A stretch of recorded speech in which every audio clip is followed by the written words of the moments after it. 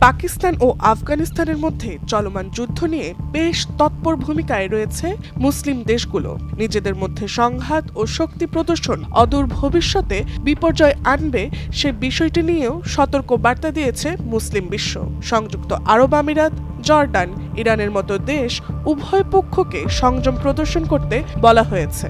এছাড়া রাশিয়া, চীন সংলাপের মাধ্যমে মেটানোর আহ্বান জানিয়েছে।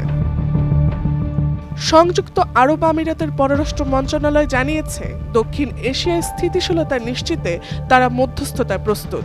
জর্ডানও সংঘাত নিয়ে উদ্বেগ প্রকাশ করে সব ধরনের কূটনৈতিক প্রচেষ্টার প্রতি সমর্থন জানিয়েছে। দেশটির মুখপাত্র ফুয়াদ আল মাজালি শান্তিপূর্ণ সমাধান, সংলাপ ও সার্বভৌমত্বের প্রতি সম্মান বজায় রাখার উপর জোর দেন।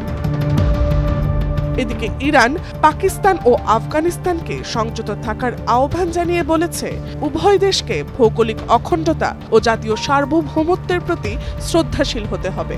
ইরানের পররাষ্ট্রমন্ত্রী আব্বাস আরাকচি জানিয়েছে, কাবুল ও ইসলামাবাদের মধ্যে গঠনমূলক সংলাপ এগিয়ে নিতে তেহরান প্রয়োজনীয় সহায়তা দিতে প্রস্তুত।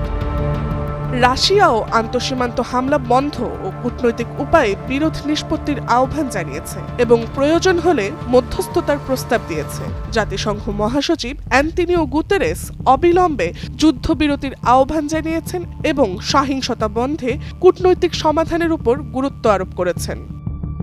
পাকিস্তানের হামলায় আফগানিস্তানের ৫৫ জন সেনা সদস্য নিহত হয়েছিল। পাকিস্তানের বিমান হামলার পাল্টা জবাব দিতেই আফগানিস্তান পাকিস্তানের খাইবার পাখতুনখাওয়ায় সামরিক ক্যাম্পে ড্রোন হামলা চালায়। তবে পাকিস্তানের পক্ষ থেকে এখনো কোনো আনুষ্ঠানিক প্রতিক্রিয়া মেলেনি।